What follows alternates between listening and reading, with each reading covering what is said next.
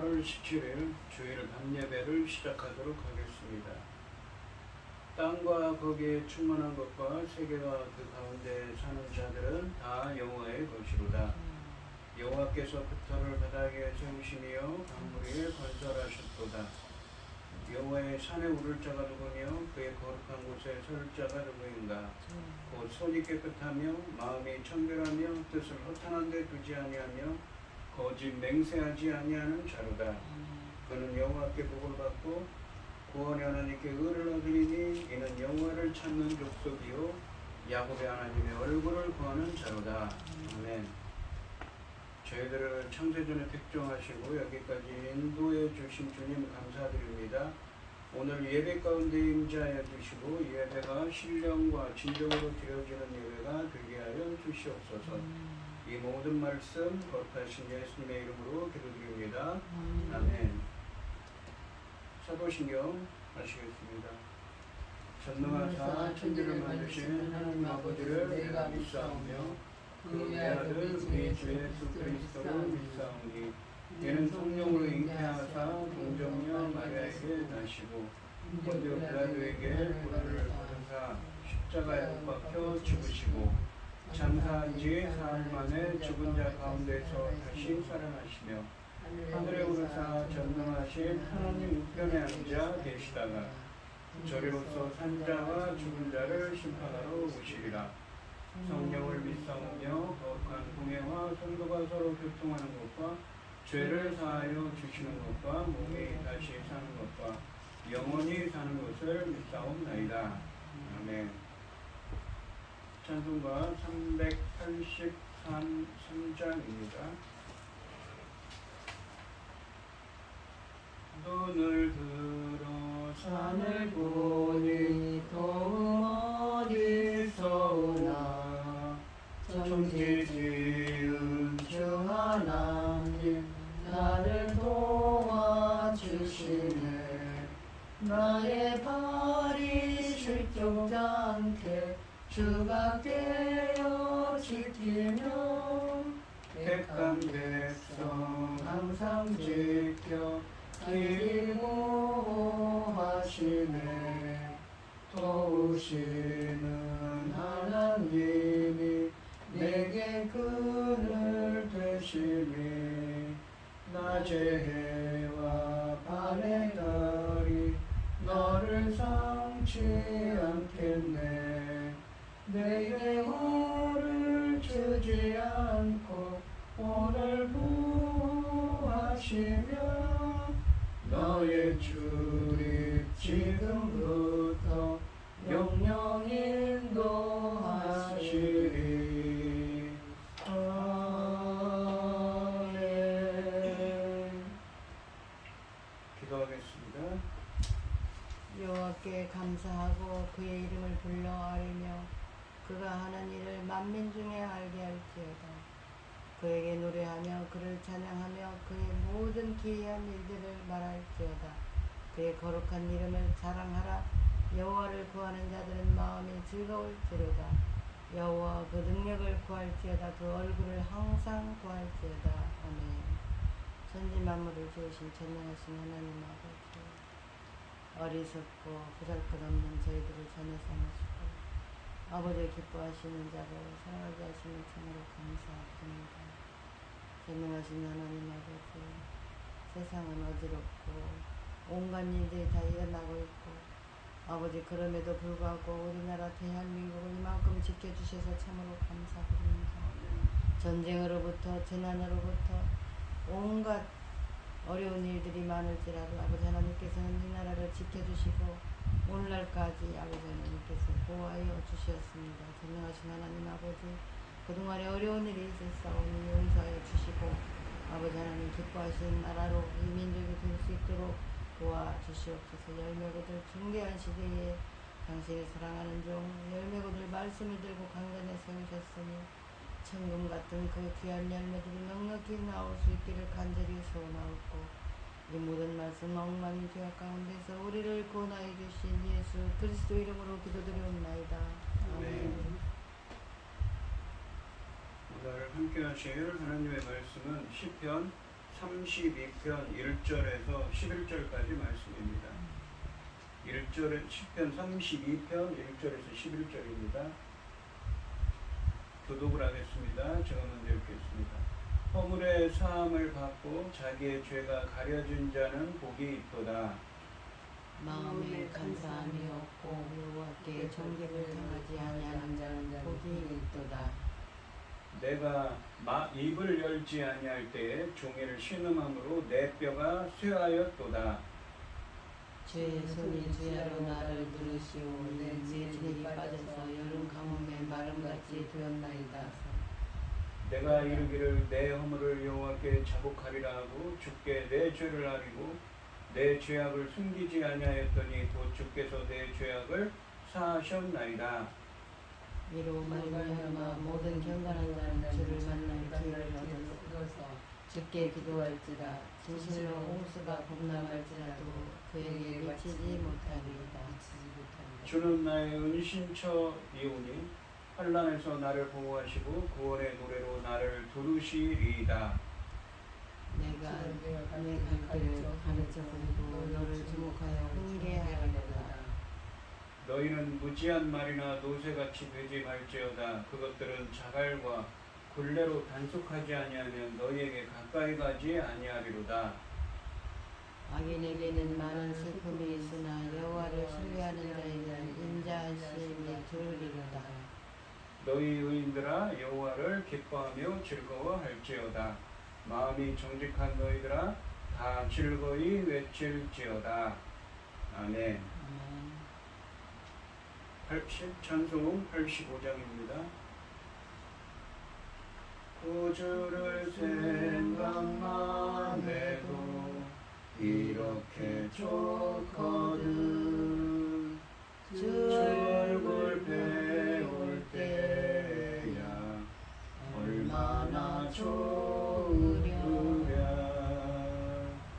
만민의 구주 예수의 귀하신 이름은 천지에 있는 이름 중 비할 데 없도다. 참에게 하는 자에게 소망이 되시고 구하고 찾는 자에게 기쁨이 되신다.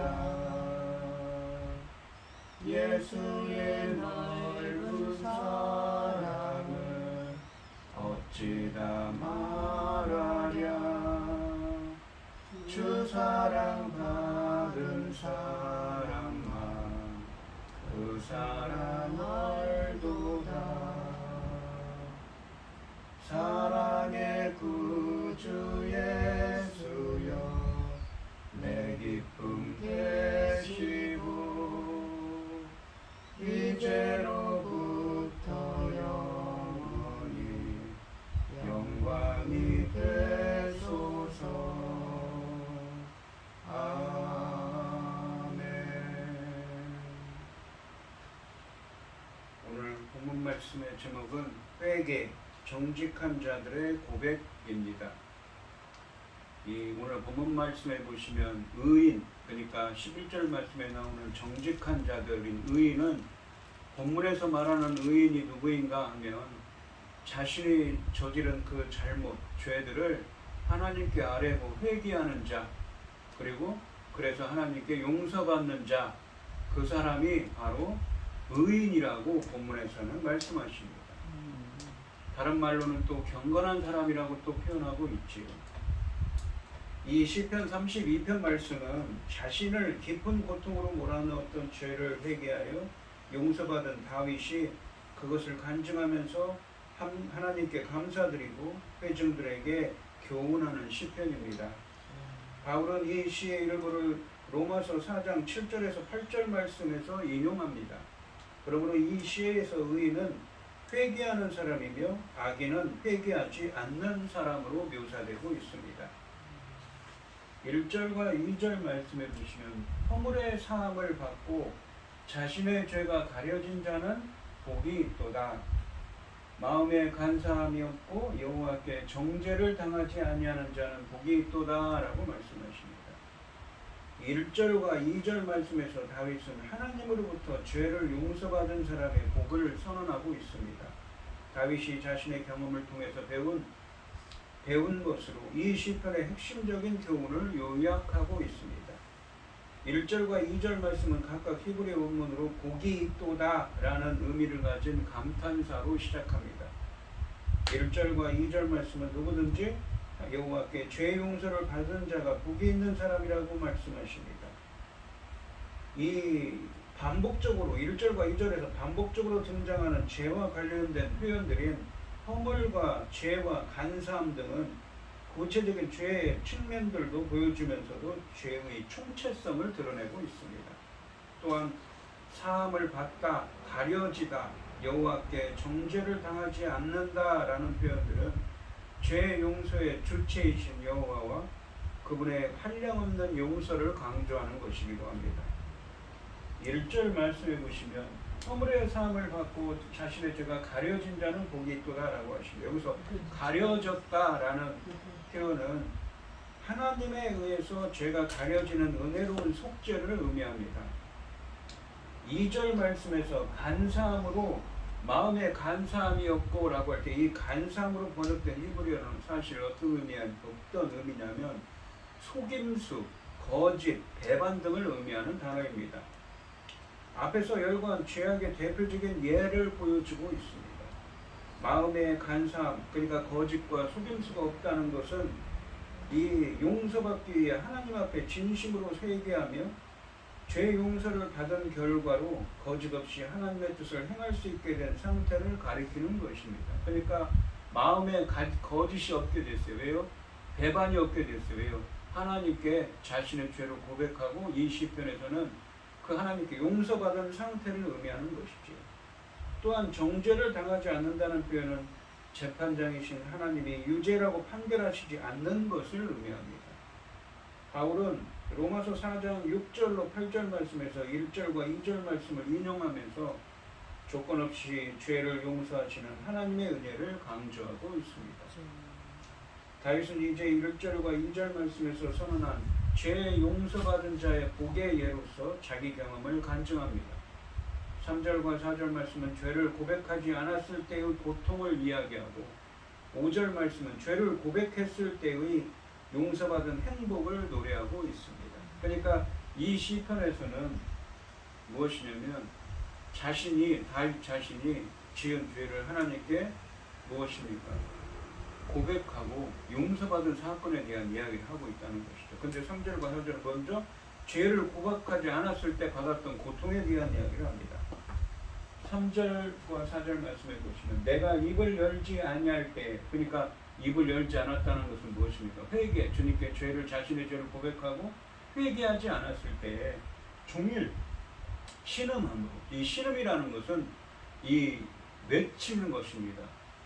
부르짖는 것이지요. 자신의 고통 속에 있어서 그 고통 속에 있어서 자신의 고통을 막 고함을 지르는 겁니다. 이 히브리어가, 이 신음함으로 번역된 히브리어가 고함을 의미합니다. 그래서 내 뼈가 쇠하였도다. 뼈가 쇠할 정도였다는 거죠. 그 고통이. 4절에 보시면 주의 손이 쥐하로 나를 누르시오니, 주님의 권능으로 죄를 저지른 나를 징계하셨다는 것입니다. 내 진액이 빠져서 여름 가물에 마름같이 되었나이다. 마치 이 과일이 어떻습니까? 이 복숭아 같은 걸 보면 속에 꽉 차 있죠. 근데 어떻습니까? 이 진액이 빠졌다고 생각을 해보십시오. 그래서 이 마름같이 되었다는 것입니다. 그렇게 된 상태라는 것이죠. 3절과 4절 말씀은 다윗이 죄를 짓고도 하나님 앞에서 죄를 고백하거나 회개하지 않고 침묵할 때 겪었던 고통을 묘사합니다. 여기서 묘사된 고통은 죄를 고백하지 않을 때 느꼈던 죄책감이 주는 이 내적인 고통보다는 죄로 인해서 하나님께 징계를 받은 것입니다. 하나님께서 4절에 보시면 그러죠.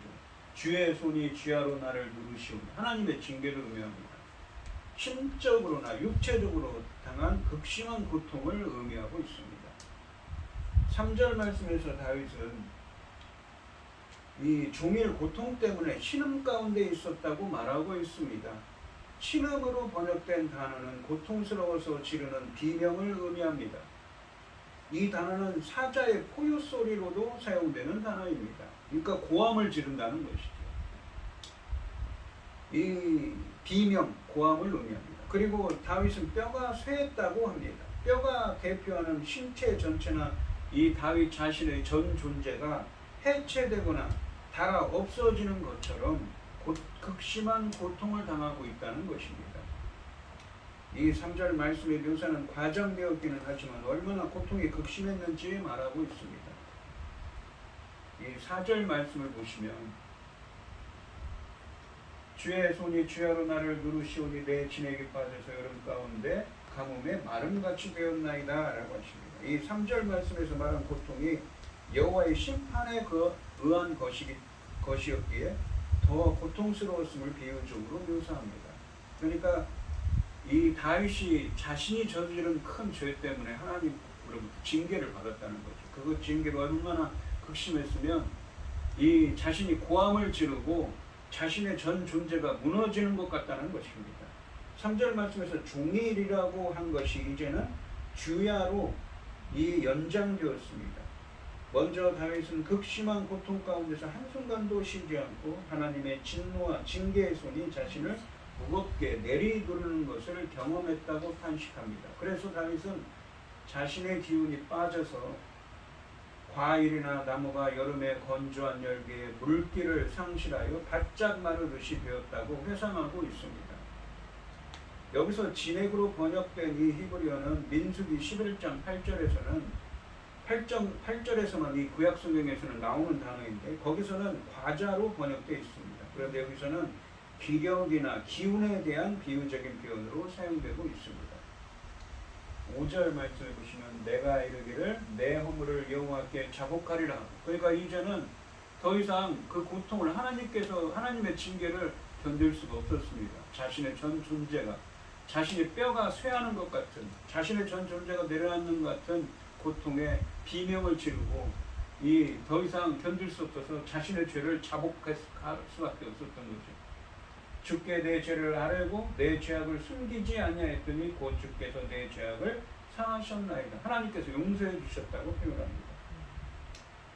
이 상반절에 보시면 내가 이르기를 내 허물을 여호와께 자복하리라 하고 주께 내 죄를 아뢰고 내 죄악을 숨기지 아니하였더니라고 되어 있습니다. 이 5절 말씀에서 극적인 반전이 일어납니다. 그것은 3절 말씀에서 침묵하던 입을 여음으로써 시작됐습니다.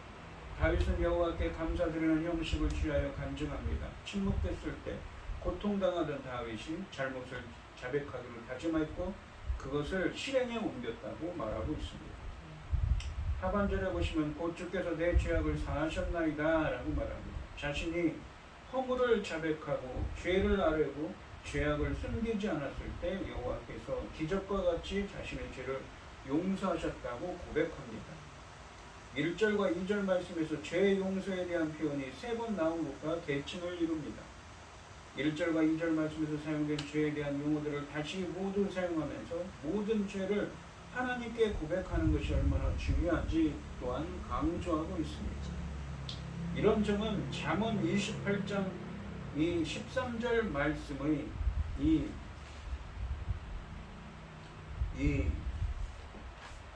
자기의 죄를 숨기는 자는 형통하지 못하나 죄를 자복하고 버리는 자는 불쌍히 여김을 받으리라 라는 말씀과 매우 유사한 것입니다.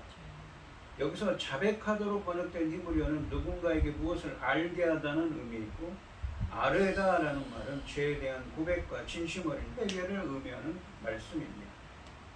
또한 숨기다로 번역된 히브리어는 1절 말씀에서 가리다와 같은 동사입니다. 그래서 죄를 덮고 숨기지 않을 때 하나님이 그 죄를 덮어주셨음을 강조하고 있습니다.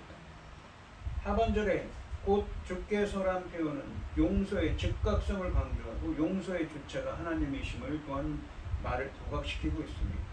하반절에 내 죄악과 죄를 사하셨다는 말은 죄에 대한 용서와 더불어 죄로 인한 징계를 제하셨음을 그만 두셨음을 의미합니다.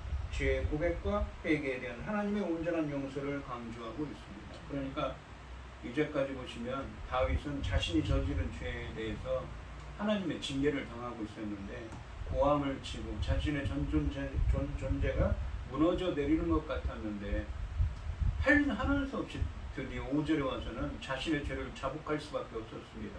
그러자 하나님께서 용서해 주셨다고 말하죠. 6절과 7절 말씀에서 다윗은 하나님께 그의 보호와 구원에 대한 확신을 고백하면서 간접적으로 이 회중들에게, 이 이야기를 듣는 다른 사람들에게 권면을 합니다. 이런 고백과 권면은 자신이 앞에서 간증했던 놀라운 죄의 용서와 구원 경험에 근거한 것입니다. 6절 말씀해 보시면 이로 말미암아 모든 경건한 자는 주를 만날 기회를 얻어서 주께 기도할지라. 여기서 경건한 자는 누구입니까? 바로 흠없는 자가 아니죠. 오늘 본문 말씀에 있는 다윗처럼 자신의 죄를 아뢰는 자, 회개하는 사람입니다. 진실로 홍수가 범람할지라도 그에게 미치지 못하리로다. 이 홍수는 무엇입니까?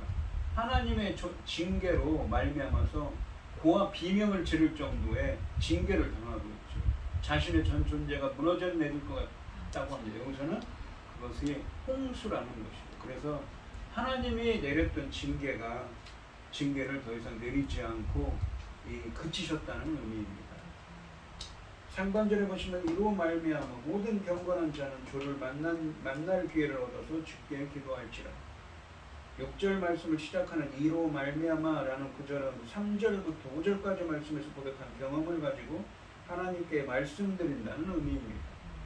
경건한 자는 하나님께 헌신한 신실한 성도를 가리킵니다. 의롭게 살고자 자신의 죄를 고백하여 용서받은 다윗 자신이 이런 경건한 사람의 본보기입니다. 그러니까 이 본문에서 경건한 자, 하시드라고 하는 이 신실한 자, 경건한 자라고 하는 이 사람은 무엇입니까? 이 본문에서는 자신의 죄를 고백하는 사람이죠. 그리고 자신의 죄를 용서받은 사람입니다. 주를 만날 기회를 얻어서라는 표현은 주님을 만나고 주께 피하는 적절한 때를 가리킵니다. 그리고 1절부터 5절까지 말씀에 이어지는 이 문맥으로 볼 때 여기서 기도하는 목적은 죄의 고백과 회개, 그리고 죄로 인한 징계로 고통으로부터 구해 주시길 간구하고 있는 것이지. 그러니까 이 본문에서 기도하는 것은 무엇입니까? 자신의 죄를 고백하고 용서해 주시고 지금 자신이 당하는 그 징계를 멈춰 주시길 기도하는 것입니다. 이 하반절에 보시면 진실로 홍수가 범람할지라도 그에게 미치지 못하리이다 라고 말씀하십니다. 하반절에서 다윗은 성도가 위기의 때에도 주를 찾아 기도해야 하는 이유를 하나님께 제시합니다. 그것은 갑자기 범람하는 파괴적인 홍수처럼 아무리 엄청난 고난과 징계가 닥쳐와도 하나님께 기도하는 자를 해할 수 없기 때문입니다. 다윗은 위에서 간증한 자신의 경험을 통해 아무리 죄가 깊고 징계가 고통스러워도 하나님께 고백하여 기도할 때 하나님이 거기서 그 징계를 멈춰주시고 자신을 구해 주신다는 것을 확신하고 있는 것입니다.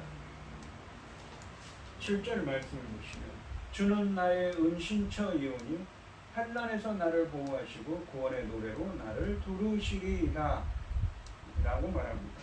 이 7절 말씀은 6절 말씀의 확신, 자신을 홍수와 같은 그러한 고난 징계로부터 구해 주실 거라는 그러한 확신을 다시 여호와께 고백합니다. 다윗은 자기 죄와 그로 인한 고난에서 지켜주신 여호와가 자신의 은신처, 즉 가장 안전한 피난처라고 또한 고백합니다. 이것을 1절과 2절, 5절 말씀과 연결하면 여호와께서 죄를 가려주시는 분이심을 의미합니다. 그렇게 보면 하반절에 구원의 노래로 나를 두르시리이다 라는 표현이 자연스럽게 이해됩니다. 구원의 노래라는 표현은 구원을 하나님의 은혜로 여기며 감사하고 있음을 노래하고 의미하고 있습니다. 이 자신을 이 은신처가 되셔서 자신이 지은 죄를 용서해 주시고 그 징계에서 그 징계를 멈춰 주시고 그 징계에서 구해 주셨다는 것이죠. 피난처가 되셨다는 것입니다. 그러니까 이 7절에 나오는 환난은 무엇입니까? 자신이 지은 죄 때문에 당하고 있는 징계를 의미하는 것이죠. 8절 말씀해 보시면 8절부터 10절까지 말씀에서 다윗은 회중들을 향해 완고하고 무지한 악인의 고통과 의인의 행복에 대해 교훈합니다. 악인은 무엇입니까? 자신의 죄를 회개하지 않는 사람이죠. 의인은 누구입니까? 이 본문에서 자신의 죄를 고백하는 자, 그리고 용서받는 자입니다. 문맥으로 보자면 여기서 이 교훈을 인용하는 목적은 하나님의 백성이 죄를 지어 징계를 당한 상황에서도 피난처이신 하나님의 말씀에 귀를 기울여 회복시켜 주시는 하나님의 인자하심을 누리도록 하기 위함입니다. 이 8절 말씀을 보시면 내가 네 갈 길을 가르쳐 보이고 너를 주목하여 훈계하리로다 라고 말씀하십니다. 8절 말씀에서 하나님은 자신의 죄로 인해 징계받아 고난당하는 백성들을 응시하시며 그들에게 회복의 길을 인도하시는 목자로서 말씀하고 계십니다. 상반절에 보시면 내가 네 갈 길을 가르쳐 보이고 라고 말씀하십니다. 여기서 나오는 너는 11절에 나오는 의인들의 이 회중을 가리키는 대표 단수입니다. 그러니까 자신의 죄를 회개하는 사람들이죠. 그러니까 자신의 죄를 회개하고 그 징계로부터 구함을 받은 자들은 너의 갈 길, 인생의 갈 길을 가르쳐 보여주겠다. 인도하겠다. 가르쳐 주겠다. 인생의 어떤 길을 갈 것인지 주님께서 친히 인도하시고 말씀해 주시겠다는 것입니다. 그 길은 여기서는 죄의 징계로 당한 깊은 고난의 상황에서 온전히 구원받고 다시 의로운 삶으로 회복되는 길입니다. 그 길은 1절부터 5절까지 말씀에서 죄를 고백하고 회개하여 용서받는 것과 6절과 7절 말씀에 피난처이신 여호와께 기도하여 그의 보호를 받는 것에 이어 이제는 여호와의 말씀을 청종하여 온전한 회복으로 나아가는 것입니다. 이 절에서 이 지도하다, 가르치다, 훈계하다가 삼중적으로 나와서 당신의 백성들을 온전한 길로 이끄시려는 여호와의 의지가 강조됩니다. 하반절에 보시면 너를 주목하여 훈계하리로다. 너를 주목한다 라는 표현은 히브리 원문으로 내 눈이 너의 위에 있다 라는 표현입니다. 너를 주목한다는 것은 하나님의 눈이 너 위에 있다는 거죠. 그러니까 하나님께서 바라보고 있다는 것입니다. 하나님의 눈이 하나님의 길을 따르려는 경건한 자 위에 있어서 보살피시는 모습을 그려주고 있습니다. 어떤 사람에게요? 이 본문에서 말하는 의인들에게, 바로 자신의 죄를 자복하고 회개한 사람들에게 하나님께서는 그들의 인생의 갈 길을 가르쳐 주시고 그들의 위에 주님의 눈이 있습니다. 그래서 하나님의 길을 따르는 경건한 자에 있어서 보살피고 계신다는 것이죠. 그들의 행할 길을 보살펴 인도하시고 보호하신다는 의미입니다. 9절 말씀에 보시면 너희는 무지한 말이나 노새같이 되지 말지어다. 말이나 노새는 무엇인가? 곱비, 멍에를 지어야만 가는 동물이죠. 왼쪽으로 가면 왼쪽, 가라고 하면 가고, 쓰라면 쓰는 뭐입니까? 멍에나 채찍이 있어야 됩니다. 그것들은 제갈과 굴레로 단속하지 않으면 너에게 가까이 가지 아니하리로다. 그러니까 무엇입니까? 하나님의 뜻대로 사는 사람이 되어야지 왜 말이나 노새처럼 하나님의 말씀에 순종하지 않는 자가 되어서는 안 된다는 것입니다. 이 9절 말씀에서 하나님은 8절 말씀과 대조적으로 말과 노새를 비유적으로 등장시켜서 고집스럽게 여호와의 말씀을 거역하는 자들처럼 되지 말라고 경고하십니다. 말과 노새의 특징은 무지해서 즉 주인의 뜻을 알지 못하고 무감각해서 제갈과 굴레 같은 것으로 단속하지 않으면 움직이지 않는다는 점입니다. 참된 구원과 회복의 길로 인도하시는 주인 되신 여호와 하나님께 가서 그의 말씀 듣기를 완고하게 거역하는 모습을 보여줍니다. 이런 태도는 죄를 지었으면서도 고집스럽게 입을 다물고 하나님께 고백하지도 않고 돌이키지도 않았던 3절과 4절 말씀에 나오는 다윗의 태도, 이 본문에서는 어떤 사람이라고 표현합니까? 악인으로 표현하죠. 그 다윗의 태도를 상기시키고 있습니다. 그런 점에서 말과 노새에게 씌운 제갈과 굴레는 죄의 고백을 거부한 자들에게 내리신 징계와 유사한 것입니다. 10절 말씀을 보시면 그러니까 그렇게 본문에서 말하는 의인처럼 되라는 거죠. 자신의 죄를 자복하고 회개하는 사람이 되라 라는 표현입니다. 10절에 보시면 악인에게는, 여기서 악인, 이 본문에서 악인은 어떤 사람입니까? 자기의 죄를 자복하지 않고 회개하지 않는 사람이죠. 악인에게는 많은 슬픔이 있으나 여호와를 신뢰하는 자에게는 인자심이 두리로다. 이 여호와를 신뢰하는 자는 어떤 사람입니까? 이 본문에 말하는 의인, 자신의 죄를 고백하고 회개하는 사람이지. 10절 말씀에서는 결론적으로 9절 말씀에서 비유한 말이나 노새처럼 끝까지 자신의 길을 고집하는 자인 악인과 여호와의 말씀에 귀를 기울이는 여호와를 신뢰하는 자의 상반된 결말이 대조됩니다. 여기서 여호와를 신뢰하는 사람은 6절 말씀에 경건한 사람입니다. 하나님께 고난을 의뢰하고 기도할 뿐 아니라 하나님이 제시하는 구원과 회복의 길에 귀 기울이는 사람이지요. 악인에게는 3절과 4절 말씀의 시인처럼 많은 슬픔 혹은 고통이 따르게 될 것이라고 말씀하십니다. 하지만 반대로 하나님을 신뢰하는 사람, 이 본문에서 나오는 의인, 하나님께 죄를 자복하고 회개하는 사람에게는 인자하심, 그러니까 헤세드가 두를 것이라고 말씀하십니다. 이 인자하심, 헤세드는 언약에 기반한 신실한 사람입니다. 하나님께서 신실한 백성에게 베푸시는 모든 언약적인 복과 은혜와 사랑을 의미합니다. 여기서는 무엇입니까? 바로 죄로 인한 고통에서 구하셔서 온전한 회복의 길로 인도하시는 하나님의 신실한 사랑을 의미하는 것이죠. 그러니까 죄를, 여기 본문에 나오는 여호와를 신뢰하는 자, 경건한 자, 이 본문에서 의인은 누구입니까? 자신의 죄를 자복하고 회개하는 사람이죠. 그리고 그런 사람에게는 헤세드, 어떤 은혜입니까? 온전한 회복의 길로 인도하시는, 고통에서 구원하시고 자기 백성을 구원하시는, 죄로 인한 고통에서 구하셔서 온전한 회복의 길로 인도하시는 하나님의 사랑을 베풀어 주신다고 하십니다. 11절 말씀해 보시면 너희 의인들아 여호와를 기뻐하며 즐거워할지어다. 의인, 본문에서 나오는 것처럼, 말씀드린 것처럼 자신의 죄를 자복하고 회개한 사람들이죠. 마음이 정직한 너희들, 똑같은 표현입니다. 다 즐거이 외칠지어다 라고 말씀하십니다. 본문은 죄의 용서를 통해 고난에서 구원하시고 의로운 길로 인도하시는 하나님에 대한 찬양으로 의인들을 초대합니다. 11절 말씀은 죄 용서받은 자의 행복을 2번 노래한 1절과 2절 말씀처럼 여호와에 대한 의인의 기쁨이 두 번 혹은 3번 강조됩니다. 다윗은 회중들을 향하여 용서와 구원을 베푸시고 온전한 의의 길로 인도하시는 여호와를 기뻐하며 즐거워하고 환호하자고 권면합니다. 여기서는 회중들을 의인들, 마음이 정직한 자들로 부릅니다. 이것은 2절에 마음에 간사함이 없는 자, 6절에 경건한 자, 10절에 여호와를 신뢰하는 자, 의인들과 상응하는 표현입니다. 특별히 여기서는 하나님의 교훈을 따라 의의 길을 걷는 자의 모습입니다. 바로 무엇입니까? 자신의 죄를 회개하고 돌이키는 자죠. 비록 죄를 지어 고통을 당했어도 여호와께 돌아와 죄를 고백하여 그의 구원을 받고 온전한 의의 길로 걸어가게 된 이 의인들의 찬양이 환호로 울려 퍼지고 있습니다. 이 오늘 본문 말씀을 보시면 먼저 하나님께 죄를 용서받은 자가 죄가 복이 있다라고, 복이 있는 사람이라고 말씀하십니다.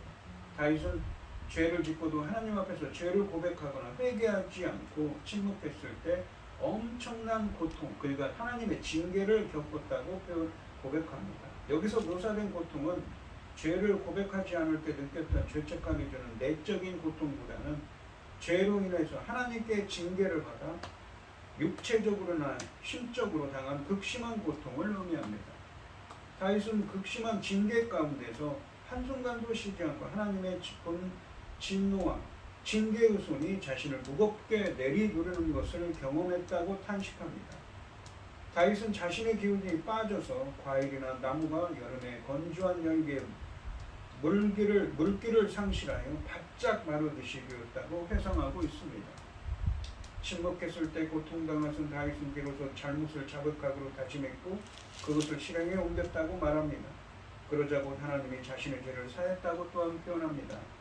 그래서 다윗은 자신의 죄를 고백하고 의롭게 살고자 하는 경건한 사람은 주를 만날 기회를 열어서 기도하라고, 그러니까 자신의 죄를 자복하라고 권면합니다. 아무리 죄가 깊고 징계가 고통스러워도 하나님께 고백하며 기도할 때 하나님이 거기서 구해 주신다는 것을 확신하고 있기 때문입니다. 하나님은 죄의 징계로 당한 깊은 고난의 상황에서 경건한 자들이 온전한 구원을 받고 다시 의로운 삶으로 회복되는 길을 지도하고 가르쳐 보이시겠다고 말씀하십니다. 그러니까 그들의 인생길을 보호하시고 인도하신다고 하셨죠. 말과 노새처럼 고집스럽게 여호와의 말씀을 거역하는 자들이 되지 말라고 경고합니다. 재갈과 굴레가 아니면 움직이지 않는 말과 노새처럼 되지 말고 참된 구원과 회복의 길로 인도하시는 주인 되신 하나님께 가서 그의 말씀을 들으라고 합니다. 말이나 노새처럼 끝까지 자신의 길을 고집하는 자인 악인에게는 슬픔과 고통이 있지만 하나님께 고난을 의뢰하고 기도할 뿐만 아니라 하나님이 제시하는 구원과 회복의 길에 귀 기울이는 여호와를 신뢰하는 자에게는 언약에 기반한 신실한 사랑을 베푸셔서 죄로 인한 고통에서 구해 주시고 온전한 회복의 길로 인도해 주신다고 말씀하고 있습니다. 이 오늘 본문 말씀에서 이 의인은 죄가 없는 자가 아닙니다. 자신의 죄를 자복하고 이 회개하는 사람이죠. 그리고 자신의 징계로부터 구원 사함을 받고 구원받은 사람입니다. 다윗이 그런 고백을 하고 있는 거죠. 그런데 하나님께서는 그를 징계하셨습니다. 바로 사랑의 매죠. 마치 그 하나님의 손으로 이 짓누르는 것을 통해서 어떻습니까? 자신은 비명을 지를 정도로 하고 표현이 그렇습니다. 고함을 칠 정도이고 자신의 모든 전 존재가 뼈가 쇠하리로다라고 말합니다. 자신의 전 존재가 내려앉을 정도였다고 말합니다. 그래서 결국 하다 하나님의 그러한 이 사랑의 징계지요. 징계 때문에 징계를 통해서 하나님께 자신의 죄를 자복하고 회개했을 때 용서받았다고 표현한 겁니다. 그리고 그의 길을 인도하시고 보호하시는 하나님이시라고 표현하는 것이지. 그러한 사람들 의인을 주님께서는 그냥 놔두지 않으시고 그가 행할 길을 친히 말씀하시고 인도하시며 이 헤세드 언약에 기반한 신실한 사랑으로 그를 보듬어 안아주시고 보호해 주실 거라고 말씀하고 있습니다. 그래서 다윗은 마지막으로 하나님을 찬양하자고 회중들에게 권면하면서 이 시를 마치고 있습니다. 오늘 이 시간 성도님들도 우리의 잘못을 아뢰 수 있는 경건한 자가 되셔서 우리의 본문에 나오는 경건한 자 의인들처럼 우리의 죄를 먼저 아뢰고 죄의 용서와 함께 의의 길로 인도하시는 하나님의 은혜가 함께 하시기를 주님의 이름으로 축원드립니다. 기도하겠습니다. 하나님 아버지 감사합니다. 오늘 주신 말씀에서 다윗은 자신의 저지른 죄를 주님께 아뢰었을 때 자신의 죄를 회개했을 때 주님께서 죄 사함의 은혜를 주시고 그의 길을 인도하시며 그를 보호해 주셨다고 주님께 찬양드리고 있습니다. 본문에 나오는 의인은 바로 자신의 죄를 자복하는 사람이고 악인은 자신의 죄를 자복하지 않는 사람입니다.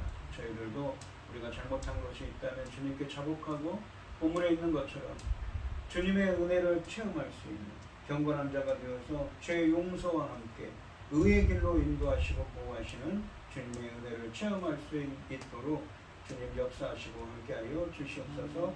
이 모든 말씀 거룩하신 예수님의 이름으로 기도드리옵나이다. 아멘. 찬송가 370장을 하시고 축도하심으로 오늘 예배를 마치겠습니다.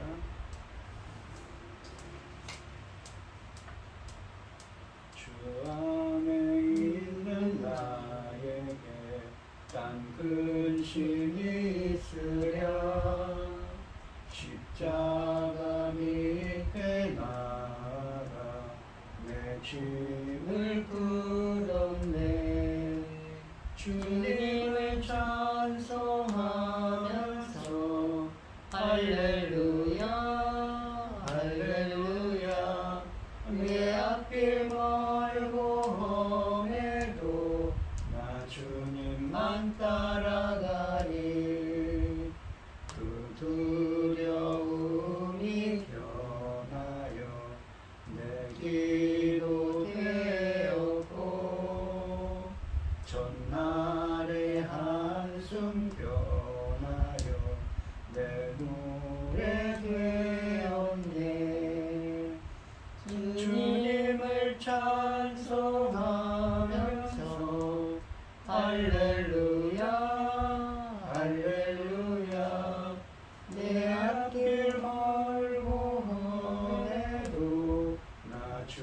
주님만 따라가리. 내 주님 자비하셔서 늘 함께 계시고 내 궁핍함을 아시고 늘 채워주시네. 주님을 찬송하면서 할렐루야 할렐루야. 내 앞길 멀고 험해도 나 주님만 따라가리. 내 주와 맺은 언약은 영불변하시니 그 나라 가기까지는 늘 보호하시네. 주님을 찬송하면서 할렐루야 할렐루야. 내 앞길 멀고 험해도 나 주님만 따라가리. 아멘. 이제는 주 예수 그리스도의 은혜와 아버지 하나님의 극진하신 사랑과 성령의 교통하심이 성도들 머리머리 위에 이제로부터 영원히 함께 있을지어다. 아멘. 아멘.